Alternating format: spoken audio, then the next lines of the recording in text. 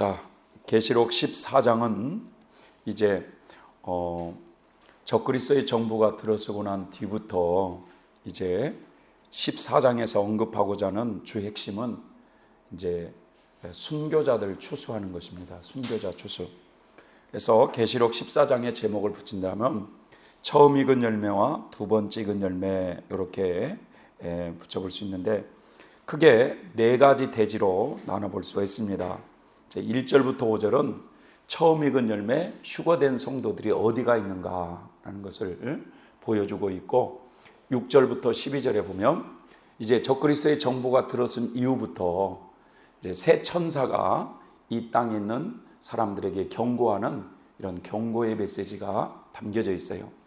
그 다음에 13절부터 16절 요 얘기를 하고자 하는 거죠. 두 번째 익은 열매인 순교자들이 추수되는 그런 장면이 등장하고 있고 이렇게 성도들을 핍박하고 순교시킨 악으로 익은 이 포도송이를 하나님이 심판하시겠다는 이런 내용으로 크게 되어 있습니다. 그래서 먼저 1절부터 5절까지 휴거된 성도들, 처음 익은 열매로 휴거된 성도들이 어디에 가 계시는가? 자, 1절을 다 같이 한번 읽어보겠습니다. 시작. 또 내가 보니 보라 어린 양이 시온산에 섰고 그와 함께 14만 4천이 섰는데 그 이마에 어린 양의 이름과 그 아버지의 이름을 쓴 것이 있도다. 이마에 입 맞는 종, 이마에 입 맞는 종 14만 4천 명의 그 휴거 성도들이 사실은 어디 있는가를 지금 보여주고 있는데 요 14만 4천 휴거되는 성도들은 이 교회 시대 때 준비되거든요. 교회 시대 동안에. 그런데 천사가 바람을 붙잡고 있는 그 교회 시대 동안에 준비되어진다는 것을 계시록 7장에서 배웠어요. 그런데 그 이제 교회 시대가 끝나고 대환란이 시작이 될 때 이 전 3년반이 쭉 진행되어 오면서 계시록에서는 요 휴거되는 요 14만 4천의 휴거되는 성도들이 어디에 가 계시는 것이 언급이 없어요. 그래서 14장에 보니까 적그리스도의 정부가 들어서는 요 입장에서 14장에 가보니까 교회 시대 동안에 준비된 14만 4천의 휴거 성도들이 시온산에 어린 양과 함께 서 있는 모습이 거기에 등장하고 있습니다. 자, 이분들은요 이마에 어린 양의 이름과 아버지의 이름이 기록되어 있다라는 것으로 보아 이분들은 교회 시대에 이긴 자라는 사실을 알 수가 있어요. 입 맞는 종들이라는 걸 알 수 있어요. 2절 한번 읽어볼까요? 시작. 내가 하늘에서 나는 소리를 들으니 많은 물소리도 같고 큰 내성도 같은데 내게 들리는 소리는 검은 것 타는 자의 그 검은 것 타는 것 같더라. 이 하늘에서 나는 이 소리는 14만 4천 명이 부르는 새 노래입니다. 이 새 노래를 지금 어떤 사람에게는 물소리 같은 소리로 들리고 어떤 사람에게는 큰 내성과 같은 소리로 들리고 그러나 사도 요한에게는 마치 검은 것 타는 것처럼 감미로운 소리로 그 소리를 들었다라는 거예요. 자, 3절 시작. 저희가 보좌와 내 생물과 장로들 앞에서 새 노래를 부르니 땅에서 구속함을 얻은 14만 4천인 밖에는 능히 이 노래를 배울 자가 없더라. 그러니까 이 14만 4천이 부르는 이 새 노래는 지금 무슨 악보를 배워서 부르는 노래가 아니에요. 그들이 가지고 있는 지혜와 사랑과 능력에 의해서 신앙 고백적인 노래를 부르는 것이므로 이 14만 4천 명 위에는 능히 그들이 부르는 이 새 노래를 따라 부를 자가 없다라는 거예요. 자, 그런데 요 14만 4천 명 이분들은 지금요 하나님의 보좌와 내 생물과 장로들 24 장로들 앞에서 이 새 노래를 부르고 있는데 그분들은 땅에서 구속함을 얻은 사람이라는 거예요. 땅에서 구속함을 얻었다. 이 구속이라고 하는 것은 구원이라는 뜻이잖아요. 그런데 구원에는 두 종류가 있어요. 하나는 영혼의 구원이 있어요. 영혼의 구원. 그 다음에 또 하나는 몸의 구원이 있단 말이죠. 몸의 구원. 자, 그럼 영혼의 구원을 받았다는 것은 뭘까요? 영혼의. 그 사람이 영혼이 하나님의 나라로 완성된 거죠. 예. 그리스도의 할례를 통해서 그 영혼이 이제 정결해졌음을, 하나님의 나라가 이루어졌음을 우리가 알 수가 있고, 이 몸의 구속을 받았다는 것은 뭐냐면 몸이 구원을 받으려면 부활의 몸을 입어야 되는 거거든요. 그런데 지금 이분들은 말이죠, 이미 땅에서 구속을 다 받았어. 몸의 구속도 받고 영혼의 구속도 받은 사람이기 때문에 14만 산 이분들은 이미 부활의 몸을 입었다는 거거든요. 그럼 언제 이분들은 부활의 몸을 입느냐? 바로 예수님 공중 강림하실 때, 휴거될 때 바로 땅의 구속을 입게 된다라는 것을 알 수가 있습니다. 자, 이렇게 지금 이제 몸의 부활까지 입고 시온산에 들어와서 어린 양과 함께 있는 이런 모습입니다. 14만 4천 이분들이. 자, 이분들이 이제 영적인 삶을 어떻게 살았는지 4절부터 5절에 나옵니다. 시작. 이 사람들은 여자로 더불어 더럽히지 아니하고 정절이 있는 자라. 어린 양이 어디로 인도하든지 따라가는 자며 사람 가운데서 구속을 받아 처음 익은 열매로 하나님과 어린 양에게 속한 자들이니 그 입에는 거짓말이 없고 흠이 없는 자들이더라. 자, 어린 양과 함께 지금 시온산에 있는 14만 4천 이분들의 영적인 삶을 보여주고 있어요. 이분들은 첫째로는 여자로 더불어 더럽히지 아니하고 정절 있는 신앙인이었다 그랬어요. 정절 있는 신앙. 여자로 더럽히지 아니하고 정절 있는 자라 하니까 14만 4천은 장강간 신부님들이다. 이렇게 해석하는 해석도 있더라고요. 여기서 말하는 여자가 어떤 여자인지를 알아야지. 계시록에는 여러 여자들이 등장하고 있어요. 계시록 2장 두아디라 교회 내에 거기 보면 여자 이세벨과 같은 거짓 선지자가 등장하죠. 그러니까 교회 시대 동안에 거짓 선지자, 이세벨과 같은 거짓 선지자가 활동했었어요. 또 두 번째로는 해를 입은 여자도 등장하죠. 근데 해를 입은 여자 12장에 그 해를 입은 여자는 예루살렘 성을 중심으로 한 이스라엘 백성이었고, 계시록 17장에 보면은 후 3년 반에 온 세상을 음행으로 물드는 큰 음녀가 등장을 해요. 그런데 계시록 14만 4천 하나님의 입 맞는 종 14만 4천은 교회 시대 동안에 준비된 사람들이기 때문에 이 세 여자 중에 어떤 여자가 해당되냐면 바로 그 이세벨과 같은 거짓 선지자들처럼 이 교회 시대를 사는 동안에 영적인 음행에 빠지지 않았다, 이런 뜻이거든요. 그러니까 하나님과의 정절 있는 신앙생활을 하신, 영적 음행에 빠지지 않고 정절 있는 신앙생활을 했다, 이런 뜻입니다. 예를 들어서 우리 일제시대에 일본이 우리나라를 지배하면서 강제적으로 신사참배를 강요할 때 그 신사 앞에 절하지 않았던 주기철 목사님이 그런 삶의 정절 있는 신앙님이거든. 정절 있는 신앙. 어린 양의 그 신부 14만 4천 이분들도 그런 삶을 살았다는 거죠. 두 번째로는 어린 양이 어디로 인도하든지 따라가는 사람이었다는 거예요. 이 말은 곧 하나님의 뜻이라면, 하나님이 기뻐하시는 일이라면 하나님 앞에 예요 아니오가 없는 순종의 삶을 살았다는 거예요. 그러니까 결국은 자기를 부인하고 십자가를 지고 순종의 길을 갔던 분들이죠. 이분들이 가장 모범된 삶을 살았어요. 모든 성도들 중에 가장 하나님의 모범된 신앙인들이 교회 시대의 14만 4천이라는 거예요. 세 번째로는 사람 가운데서 구속을 받아 처음 익은 열매, 사람 가운데서 구속을 받은 처음 익은 열매들이라는 거예요. 처음 익은 열매들이라고 하는 것은 두 번째 익은 열매가 있다는 걸 전제로 하고 있는 거거든요.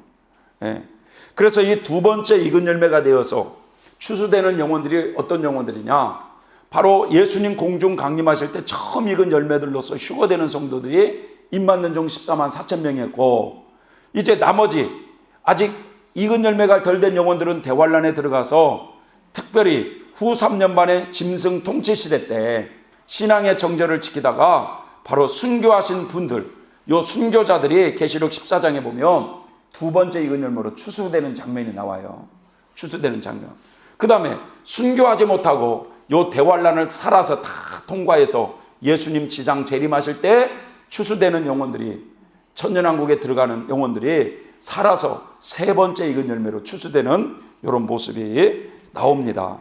그래서 성경은요, 추수되는 원리로 익은 열매가 된 원리, 순서대로 추수가 된다는 거예요. 예. 자, 그런데 이 14만 4천 이분들은 처음 익은 열매들이라는 거예요. 처음 익은 열매대로 추수되어서. 자, 네 번째로는 바로 그 하나님의 빛 가운데 거짓이 없이 진실되고 정직하게 살으신 분이시라는 거예요. 이게 하나님의 빛 가운데 매사에 진실하고 정직하게 살아가신 분들이다 하는 것이죠.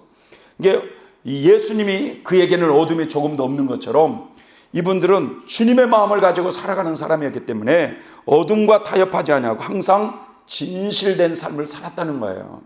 예. 자, 적그리스도 13장에서 적그리스도의 정부 조직과 그 활동에 대해서 살펴본 후에 후 3년 반이 시작이 되는 이런 시점에서 지금 계시록 14장의 1절에서 5절의 말씀에서 처음 익은 열매인 휴거되는 성도들이 지금 어디에 가 계시는가 봤더니 시온산에 가 계시고, 그리고 그들이 교회 시대 동안에 어떤 영적인 삶을 살았는가를 살펴보게 되었습니다. 근데 사실 계시록 14장에서 지금 이 얘기를 하려고 하는 것은 아니거든요. 예. 지금 시대적인 분위기를 봐야지. 시대적인 분위기. 계시록 13장에서 적그리스도의 정부가 들어선 거예요. 예. 그래서 각 나라마다 그를 추종하는 세력들이 등장하고 나라를 다스리게 되었습니다. 그래서 이제는 적그리스도를 경배하지 아니하면 정상적인 사회생활을 할 수 없는 그런 상황이라는 걸 알아야 돼요. 자, 그런 상황에서 먼저 교회 시대 이긴 자들, 요 14만 4천의 처음 익은 열매, 요 이분들이 천국 시온산에 계신 것을 이야기하고 있는 것은 이처럼 대환란에 들어온 성도들이 영적인 음행에 빠지지 아니하고 하나님의 계명을 따라 철저하게 살게 되면 장차 하나님 나라에서 주시는 놀라운 축복과 그 상급이 있다는 걸 위로하기 위해서 보여주는 모습이라고 볼 수가 있습니다.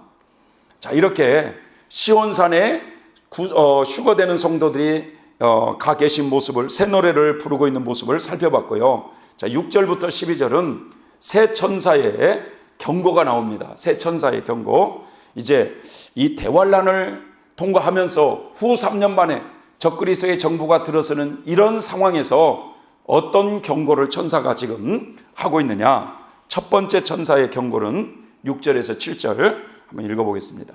시작. 또 보니 다른 천사가 공중에 날아가는데 땅에 거하는 자들 곧 여러 나라와 족속과 방언과 백성에게 전할 영원한 복음을 가졌더라.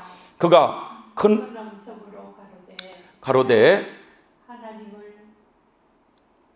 가로되 하나님을 두려워하며 그에게 영광을 돌리라. 이는 그의 심판하실 시간이 이르렀음이니 하늘과 땅과 바다와 물들의 근원을 만드신 이를 경배하라 하더라. 자, 첫 번째 천사가 경고하는 경고의 메시지가 뭐냐 이거야.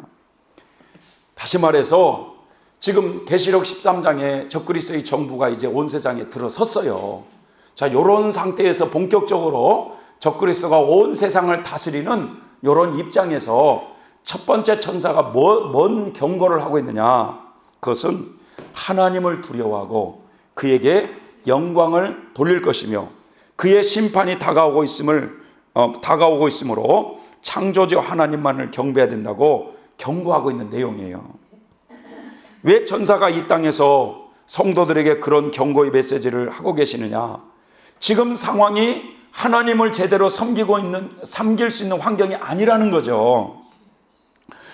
적그리스도를 경배하지 아니하면 사회생활이 안 되고 목숨이 위태로운 이런 상황인데, 그럼에도 불구하고 하나님만을 의지하면서 하나님만을 경배해야 된다. 이것이 영원한 복음이라는 거예요. 예? 그러니까 이때는 몸은 죽여도 영혼은 능히 죽이지 못하는 이런 자를 두려워할 것이 아니라 몸과 영혼을 능히 지옥에 멸하시는 자, 창조주 하나님을 섬기는 것, 이게 영원한 복음이라는 거예요. 영원한 복음. 예? 이 성도들이 말이죠, 이 세상을 창조하신 그 창조주 하나님, 그분을 두려워할 줄 알고 그분을 끝까지 섬기는 것, 이게 영원한 복음이라는 거예요. 예. 두 번째로 8절을 또 읽어볼까요? 시작. 또 다른 천사 곧 둘째가 그 뒤를 따라 말하되 무너졌도다 무너졌도다 큰 성 바벨론이여 모든 나라를 그 음행으로 인하여 진노의 포도주로 먹이던 자로다 하더라.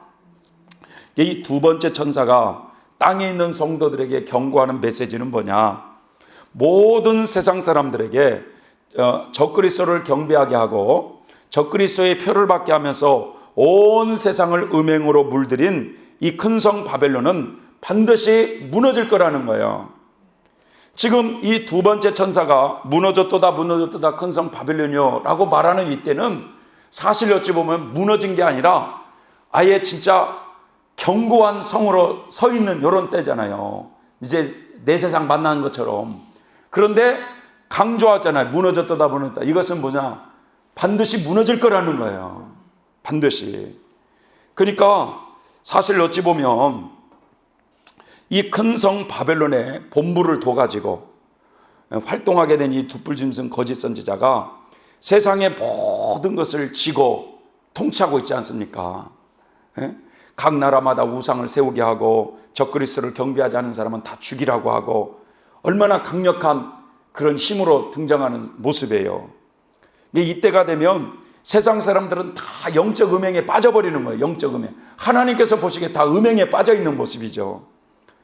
불신자들은 하나같이 적그리스도를 경배하게 될 것이고 적그리스도를 표를 받아야 그를 경배해야 먹고 살아가니까 이런 모든 것들을 받아 누리는 것이 다 영적 음행에 빠지는 거죠. 그것이 바로 진노의 포도주로 먹이던 자로다 라고 이렇게 말씀하고 있어요. 그러니까 여러분 진노의 포도주라는 것은 음행의 포도주예요. 음행의 포도주. 그러니까 이런 음행의 포도주를 받아 마시면 반드시 하나님의 진노가 임하는 것처럼 후 3년 반에 적그리스도를 경배하고 그의 표를 받으면서 그를 메시아로 구세주로 이렇게 경배하고 살아가는 그 모습이 다 하나님의 진노를 받을 일들이라 이거죠. 예를 들어서 적그리스도를 경배하는 사람에게 직장을 준다든지 뭐 주택이나 여러 가지 혜택을 줄 거 아니겠어요? 생활 필수품 등등의 재료들을 그런 것들을 받아 누리는 것이 바로 진노의 포도주들이에요. 결론적으로 말하면 무슨 뜻이냐? 장차 후 3년 반에 온 세상 사람들을 미혹하는 바로 이 큰 성 바벨론, 다른 말로 변하면 이 죄악 세상은 반드시 무너질 거라는 거예요. 이 죄악 세상은. 그러니까 결국 후 3년 반에 딱 들었을 때는 성도들은 세상을 사랑하지 말아야 된다는 거예요. 세상의 그 원리, 세상의 가치관, 그 세상의 정욕적인 것들을 사랑하지 말라는 거예요. 이 죄악 세상은 하나님의 심판으로 반드시 망하게 되어 있습니다.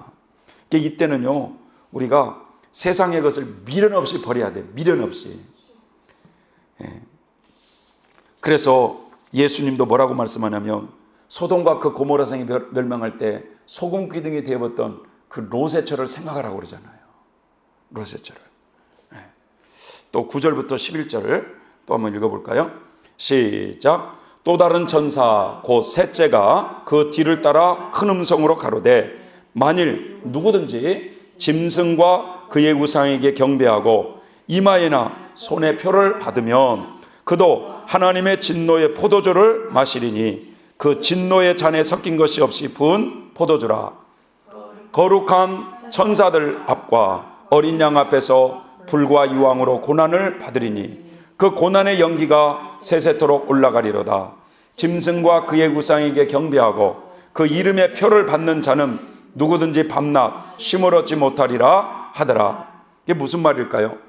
후 3년 반에 들어선 이 적그리스도의 정부가 온 세상을 지배할 때 그 적그리스도를 경배하고 그의 표를 받는 사람에게는 하나님의 진노가 임하는 불과 유황불, 즉 지옥에서 영원히 고통받게 될 거라는 거예요. 그러니까 결국은 후 3년 반에 적그리스도를 경배하고 그를 따르는 사람들은 지옥 간다는 결론이에요. 그러니 어떤 일이 있어도 적그리스도의 우상이나 표를 받지 말라고 성도들에게 강력한 경고의 메시지를 전하고 있는 것입니다. 그래서 이 경고의 메시지를 무시하고 여러분 적그리스도를 경배하던 사람들이 16장에 가면 가장 첫 번째로 몸에 어떤 현상이 일어나요? 악창이 일어나잖아요. 악창이. 예. 그러니까 이때는 참 어찌 보면 죽으면 죽으리라는 일사각오의 정신으로 살아야 돼요. 12절 세상 것을 잡으려 하다가는 노새처럼 망해버릴 수가 있다는 거예요. 12절 시작. 성도들의 인내가 여기 있나니 저희는 하나님의 계명과 예수 믿음을 지키는 자니라. 성도들의 인내가 여기 있다. 적그리스도의 정부가 들어서서 세상 사람들을 미혹하고 성도들을 핍박하게 될 때 끝까지 인내하면서 예수님에 대한 믿음을 지켜야 된다, 이런 말씀이에요.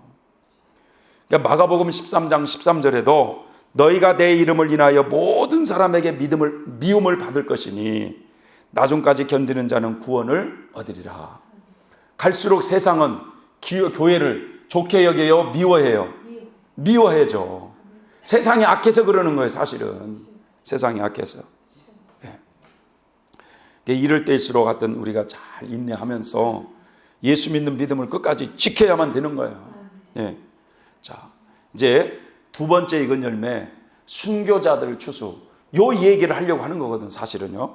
자, 이제 순교자들이 대환란에 들어가서 믿음을 지키다가 순교하신 영혼들이 나와요. 13절 한번 읽어보겠습니다. 시작. 또 내가 들으니 하늘에서 음성이 나서 가로되 기록하라. 자금 이후로 주 안에서 죽는 자들은 복이 있도다 하시매 가라사대 그러하다. 저희 수고를 그치고 쉬리니 이는 저희의 행한 일이 따름이라 하시더라. 하늘에서 음성이 들리는 거예요. 지금 이후로 주 안에서 죽는 자들은 복이 있다, 이렇게 말씀하고 있어요. 자, 적그리스도의 표를 거부하고, 적그리스도의 정부가 들어섰을 때 적그리스도의 표를 거부하고 그의 우상을 경배하지 아니하고 끝까지 예수 믿는 신앙을 지키다가 죽게 되면 복이 있다는 거예요. 왜 그러냐? 바로 이 두 번째 익은 열매로 뭐가요? 순교자의 수에 반열에 들어가기 때문에 그렇습니다. 그러니까 여러분, 사실 어찌 보면 하나밖에 없는 생명, 이 생명을 주를 위해서 하나님의 계명을 지키다가 죽게 될 때 하나님께서 그 희생을 얼마나 귀하게 보상해 주시겠어요. 14절을 한번 읽어볼까요? 14절 시작. 또 내가 보니 흰 구름이 있고 구름 위에 사람의 아들과 같은 이가 앉았는데 그 머리에는 그 면류관이 있고 그 손에는 이한낫을 가졌더라. 이게 인자 같은 예수 그리스도를 말씀하고 있어요. 머리에는, 그분에 보니까 머리에는 그 면류관을 쓰고 있고, 라는 것은 예수님께서는 모든 이긴 자의 모범을 보이신 분이시죠. 그리고 또 순교자의 모범이시죠, 예수님은. 그래서 그 면류관을 쓰고 계시는데 그분의 손에는 뭘 가지고 있어요? 아주 예리한 낫을 가지고 있어요. 이 예리한 낫은 추수할 때 사용하는 건데, 바로 이렇게 적그리스도의 무리 앞에 처참하게 죽임을 당할지라도 하나님의 보호자에서는 그 어떤 영혼보다도 귀하게 순교자의 영혼을 예수님이 직접 추수하신다 이거예요. 여러분, 사도행전 7장에 보면 그 스데반이 순교할 때 그 모습이 나오잖아요. 유대인들에게 예수님이 구세주라고 선포할 때 돌팔매질을 당하면서 피를 낭자하게 흘리며 죽어가지만 그분의 영안이 열려서 하나님의 보좌를 보게 되었고, 그 보좌에 계신 예수님께서 일어나서 팔을 벌리면서 반기시는 그 모습을 보면서 스데반 집사님이 주 예수여 내 영혼을 받으시옵소서 라고 하면서 이렇게 예수님께서 순교자의 영혼을 직접 추수하신다 이거예요. 15절을 또 읽어볼까요? 시작. 또 다른 천사가 성전으로부터 나와 구름 위에 앉으신 이를 향하여 큰 음성으로 외쳐 가로되 내 낫을 휘둘러 거두라. 거둘 때가 이르러 땅의 곡식이 다 익었음이로다 하니. 자, 예수님께서 지금 순교하는 영혼을 추수하기 위해서 예리한 낫을 들고 있는데 갑자기 성전으로부터 나온 천사가, 그 천국의 장막 성전으로부터 나온 천사가 큰 음성으로 외치기를 땅의 곡식이 다 익었으니 당신의 낫을 휘둘러 속히 거두어 주십시오 라고 호소하고 있는 장면입니다. 그런데 이 한글 성경에는 마치 이 천사가 예수님에게 명령하듯이 너의 낫을 휘둘러 거두라 이렇게 말하고 있지만 사실은 이것은 이게 잘못 번역된 거예요.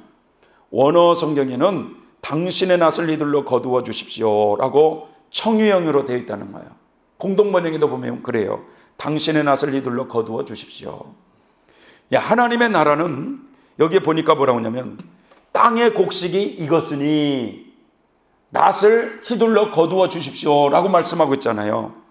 이게 하나님의 나라는 익은 열매가 되어져야 추수가 된다는 거예요. 예? 이해되세요? 그러니까 예수님께서 처음 익은 열매를 추수할 때, 공중에 강림하실 때 추수하기 위해서 오셨는데 처음 익은 열매로 14만 4천 익은 거예요. 그래갖고 그들을 추수했어요. 이제 천국으로 데려가셨어. 아직 덜 익은 사람들을 어떻게 됐어요? 환란에 들어가게 하셔서 이 환란 속에서 익히셔서 이제 땅의 곡식이 익었으니 당신의 낫을 거두어 주십시오 라고 하면서 요 순교자들이 두 번째 익은 곡식으로 추수가 되는 모습이 나와요. 이게 보면은 성경은 익어지는 순서대로 추수가 된다라는 것을 우리가 알 수가 있습니다. 그래서 참 이 하나님의 나라는 거룩한 나라라서 예수님 믿기만 하면은 곧바로 추수되는, 이게 사실은 잘못된 거라는 거죠. 예. 우리 영혼이 정결해지지 않고는 결코 하나님 나라에 추수될 수 없다는 거예요. 물론 예수님을 믿음으로 구원은 받지, 구원 받는다고 해서 곧바로 그 영혼이 천국에 추수되는 것은 아니라는 거예요. 예. 그래서 이제 이처럼 하나님의 나라는 철저하게 익어져가는 순서대로 추수가 되는데 16절을 또 한번 볼까요? 16절 시작. 구름에 앉으신 이가 낫을 땅에 휘두르매 곡식이 거두어지니라. 이게 예수님께서 순교자들의 영혼을 직접 추수하신다는 거예요. 그래서 비록 이 땅에서는 말이죠, 그 적그리스도의 그 악한 무리들에게 굉장히 막 교회가 짓밟히면서 성도들이 핍박을 당하면서 이렇게 고문을 당하면서 죽임을 당하지만 저 영계에서는 구름에 앉으신 예수님께서 그 순교자들의 영혼을 직접 추수하신다라는 것입니다. 그러면서 지금 이후로는 주 안에서 죽는 자들이 복이 있다. 순교자들의 수도 있잖아요. 여러분, 하나님의 예정된 수가 있다는 걸 아셔야 돼요. 이 교회 시대에 이기신 분들, 이 교회 시대 동안에 이 입맞는 종들 14만 4천도 하나님의 예정 속에 있지만 요 순교자들도 교회 시대 안에도 순교한 성도들도 많이 있지만 특별히 대환란에 들어가서 순교한 성도들도 많이 있을 거란 말이죠. 이 순교자들도 다 예정되어 있다는 것을 우리는 알아야만 됩니다. 자, 이렇게 주님 은혜 안에서 이 마지막 때를 살아가는 우리 성도들에게 이 초점은 말이죠. 예? 정말 순간순간 우리가 자기를 잘 부인하면서 십자가를 지라 할 때 십자가를 지고 주를 위해 살고자 하는 사람, 그러면은 살고자 하는 사람은 죽을 것이요 죽고자 하는 사람은 뭐 살 것이다라는 말씀처럼 하여튼 주를 위해 죽는다고 하는 것은 이건 보통 특권이 아니에요. 특권이. 예. 그래서 우리가 이런 어려움들도 잘 겪고 인내하면서 이렇게 천국에 대한 소망이 더욱더 커져야 될 줄 믿습니다. 예? 자, 이제 순교자들의 수가 이렇게 다 이제 채워졌어요. 이제 추수됐어요. 그리고 나서 이 땅에서 순교자들, 교회를 그렇게 핍박하고 순교하게 한 요 악의 무리 있잖아요. 요 악의 무리를 하나님이 심판하시겠다는 내용이 나와요. 그게 익은 포도송이 추수의 내용이에요. 자, 우리 이 14장의 이 말씀을 보면요, 지금 그들을 멸망시키는 장면이 아니고 순교자들의 수가 다 채워지고 이제 순교자들의 피를 흘린 대가가 있잖아요. 요 대가로 이 땅에 재앙을 떨어뜨린 뭐예요? 7 대접재앙 있잖아요. 요걸 통해서 악의 무리를 심판하시겠다, 이런 내용이에요.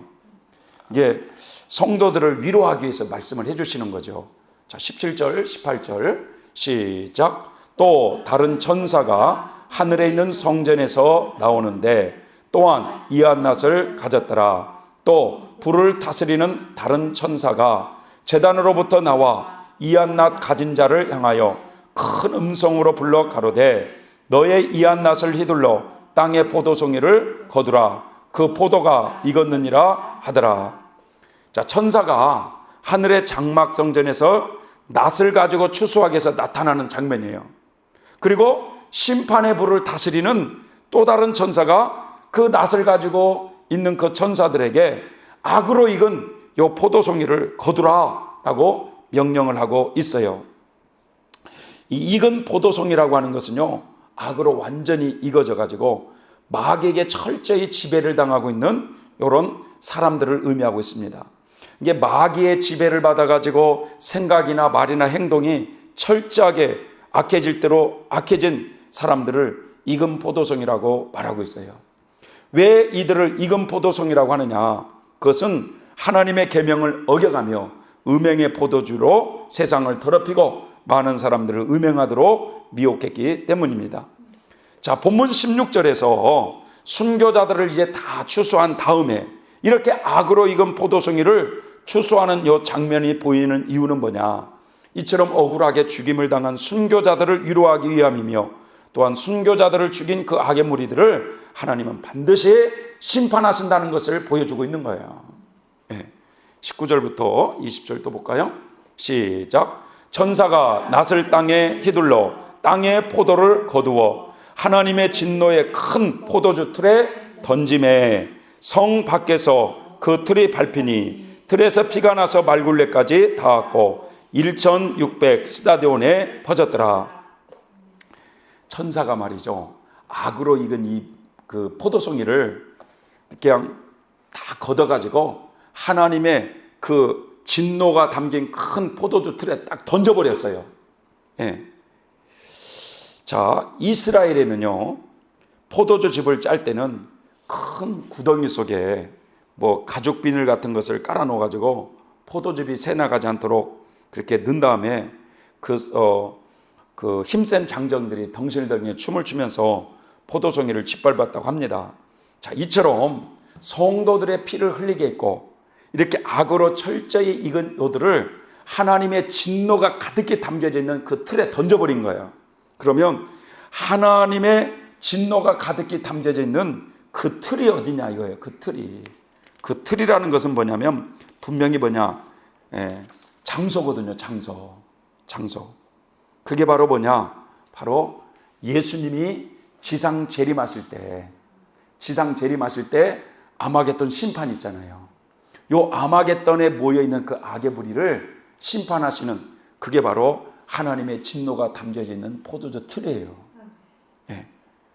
그래서 그때 예수님의 그 심판으로 해서 죽는 사람들의 피의 강물이 말 굴레까지 닿았다는데, 이 말이 이렇게 있어, 굴레는 여기 입이 이렇게 씌우는 거잖아요. 그냥 1m가 넘어요. 그 높이가, 말의 이게. 그러면은 그 1m가 넘는 그 굴레에 피의 강물이 1600 스타디온이면요 300km입니다. 300km. 이처럼 하나님의 그 진노의 심판으로 악인들이 죽어가지고 그 피가 어마어마한 강물이 되어서 흘러가는 모습으로 지금 표현해주고 있는 거예요. 쉽게 말하면 내 백성을 그렇게 괴롭히고 죽였다면 하나님이 진멸해버리겠다는 거예요. 쉽게 말하면 진멸해버리겠다. 그래서 사실은 우리 예수 믿는 사람들을 핍박하는 것은 예수님을 핍박하는 것이고, 그렇지 않습니까? 하나님이 가만둘 리가 없다는 거예요. 자, 14장의 내용을 정리해보면 이런 내용입니다. 한 절 한 절 한번 읽어볼까요? 시작. 예수님께서 공중 강림하실 때 휴거되는 성도들이 어린 양 되신 예수님과 함께 어디에 있어요? 시온산에 있어서 그 하나님의 보좌와 그 내생물과 장로들 앞에서 새 노래를 부르고 있는 모습을 봤어요. 자, 그런 후에 새 천사가 이 땅에 있는 성도들에게 경고의 메시지를 줬는데, 지금 이후로는 하나님만을 경배해야 된다. 이 영원한 복음이라는 거예요. 두 번째로는요, 큰 성 바벨론은 반드시 무너진다. 이 죄악 세상은 반드시 무너지니까 결코 세상을 사랑하지 말라. 세 번째로는요, 적그리스도의 우상이나 짐승의 표를 받으면 하나님의 진노의 심판으로 지옥 가게 된다는 거예요. 지옥 가게 된다. 자, 그럼 시작. 그런 후 지금 이후로 주님을 위하여 죽는 사람들은 복이 있다 하시면서 순교자들의 추수하는 장면이 나왔어요. 그러니까 순교자를 누가 추수했어요? 직접 예수님이 추수하신 장면이 나왔고, 그 순교자들의 피를 흘린 이 악으로 익은 이 포도송이를 반드시 하나님께서 심판하실 것을 예고하고 있는데, 천사가 그 악으로 익은 그 포도송이를 그 하나님의 진노의 심판이 있는 틀, 그 아마겟돈이라고 거기로 던져버리잖아요. 이제 거기서 예수님이 지상 재림하실 때 다 죽는 거죠. 쉽게 말하면.